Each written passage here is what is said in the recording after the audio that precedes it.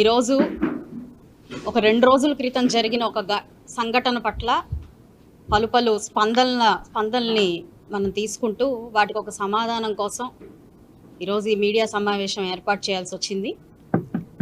ప్రధానంగా కల్తీ లడ్డు దగ్గర స్టార్ట్ అయిన ఈ అంశం రాష్ట్ర వ్యాప్తంగా, దేశవ్యాప్తంగా, చెప్పుకోవాలంటే ప్రపంచవ్యాప్తంగా అవునా, ఇలా జరిగిందా అని ఒక క్వశ్చన్ వేసుకునే పరిస్థితి వచ్చింది మన ఆంధ్ర రాష్ట్రానికి. అయితే ఈరోజు కల్తీ లడ్డు గురించి, దాని వెనకాల తిరుగుతున్న వివాదాల గురించి, సుప్రీంకోర్టు ఆదేశాల మేరకు ఏర్పడిన సిట్ ఇచ్చిన వివరాల ప్రకారం అనేక అంశాలు ఒక్క వారం ఓపిక పట్టండి, రానున్న రోజుల్లో వెలుగులోకి వస్తాయి. దాని గురించి మనం ప్రత్యేకంగా కూర్చొని డిస్కస్ చేద్దాం.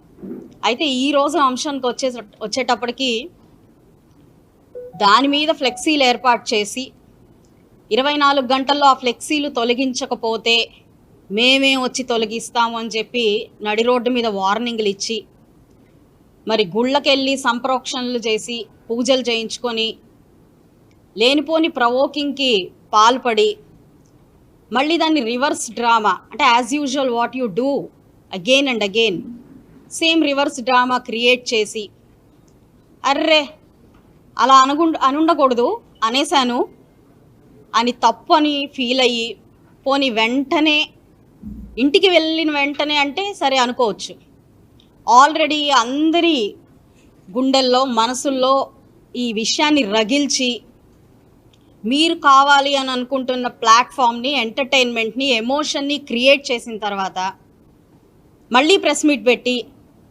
అలా నా ఏజ్కి అని ఉండకూడదు, అలా నేను ఒక ముఖ్యమంత్రిని అనలేదు అని చెప్పి మళ్ళీ ప్రెస్ మీట్ పెట్టి, అయినప్పటికీ అరెస్ట్ చేసుకుంటారా చేసుకోండి, రెడ్ బుక్కి భయపడతానా భయపడను, కుక్క కూడా భయపడదు, ఈ ప్రొవోకింగ్ మాట్లాడి ఇలాగా ఒక రక్కస్ ఏదైతే పశ్చిమ నియోజకవర్గంలో ఒక 2 రోజుల క్రితం క్రియేట్ చేశారో, మరి దానికి గల కారణాలైతే నాకు ఈరోజు వెనకాల బ్యాక్గ్రౌండ్లో ఆలోచిస్తే అఫ్కోర్స్ చిన్నపిల్లాడు కూడా చెప్తాడు, కల్తీ లడ్డు విషయాన్ని ఇంకా కొన్ని అంశాలని డైవర్ట్ చేస్తూ పబ్బం గడుపుకునే ఒక అద్భుతమైన ప్రయత్నం.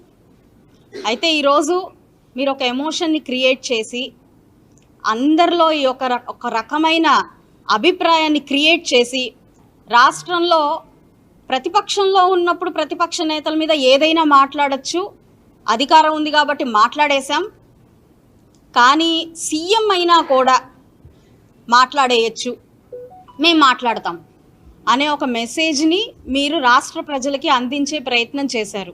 ఇది అహంకారమా, మదమా, లేకపోతే ఇంకేదా అన్నది మీరు స్వయంగా విశ్లేషించుకోవాల్సిన అంశం.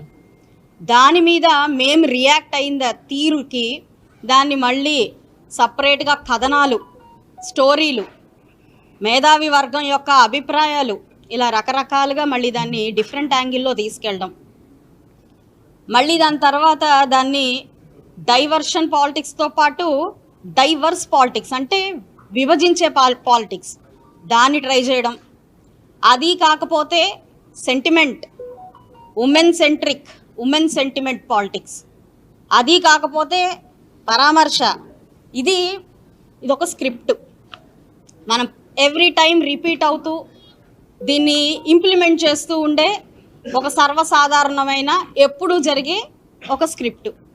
అది జరిగింది. ఈరోజు మాట్లాడతారు, మీరు మహిళేనా, రెచ్చగొడతారా, అంతమంది రౌడీ మూకల్ని తీసుకొని వెళ్ళి మీరు ఇంటి మీదకి వెళ్ళి విధ్వంసం సృష్టిస్తారా అని అడుగుతారు. మీరు ఆద్యాంతం నేను నా ఎంటర్ అయినప్పుడు దగ్గర నుంచి నేను మళ్ళీ లీవ్ అయ్యేదాకా కూడా మీరు నా ఫోటోలు చూడండి, వీడియోలు చూడండి, ఆఖరికి నా మొహం కన్నా చూడండి, మీరు ఎక్కడా కూడా ఒకరిని ప్రవోక్ చేస్తూ కానివ్వండి, మీరు కానివ్వండి నేను చూసుకుంటాననే సైగలు చేయడం కానివ్వండి, అసలు నేను అందరినీ ఫోన్లు చేసి పిలిపించి మీరు ప్రత్యక్ష సాక్షులా, లేకపోతే నా తరపున మీరు అలాంటివి ఏమన్నా చేస్తున్నారా? ఇది కూడా నా ప్రశ్న. మీరు ప్రవోక్ చేసుకున్నారా, లేకపోతే ఇక్కడ తెలుగుదేశం పార్టీ వాళ్ళు కావాలని గిల్లి గజ్జాలు పెట్టుకోవడానికి ముందే వచ్చారా? ఇది మీరు క్వశ్చన్ చేసుకోండి. అయితే ప్రవోక్ చేస్తే వచ్చేస్తారా? మాట్లాడితే అనేస్తారా?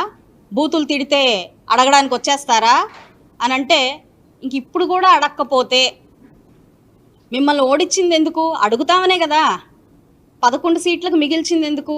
ప్రజలందరూ భయపడి మిమ్మల్ని ఇళ్లలో కూర్చోబెట్టింది ఎందుకు? మేము అడుగుతామనే కదా. మరి అడగకపోతే అడగడానికే కదా నేను వచ్చాను. చేతులు రెండు ఇలా పట్టుకొని కట్టుకొని నేను వచ్చాను. దాడికే దిగాలంటే మీరు ఆలోచించండి. చాలా లాజికల్ పీపుల్, చాలా లాజికల్ క్వశ్చన్స్ వేస్తున్నారు. దాడికే దిగాలంటే నేను రావాల్సిన పనే ఉంది. మీరు పార్టీ ఆఫీస్ మీద ప్రత్యక్షంగా లేకుండా చేయించారే, అలా చేస్తాను కదా. అక్కడ నేను రావాల్సిన అవసరం ఏమన్నా ఉందా? మరి ఒక సీఎంని, మా అధినాయకుడిని మీరు ఇష్టం వచ్చినట్టు మాట్లాడితే, ఇష్టం వచ్చినట్టు మాట్లాడినప్పుడు కూడా మేము ఎవరైనా రియాక్ట్ అవ్వలేదు. మీరు ఒకసారి హిస్టరీలోకి వెళ్ళండి, గుర్తు చేసుకోండి.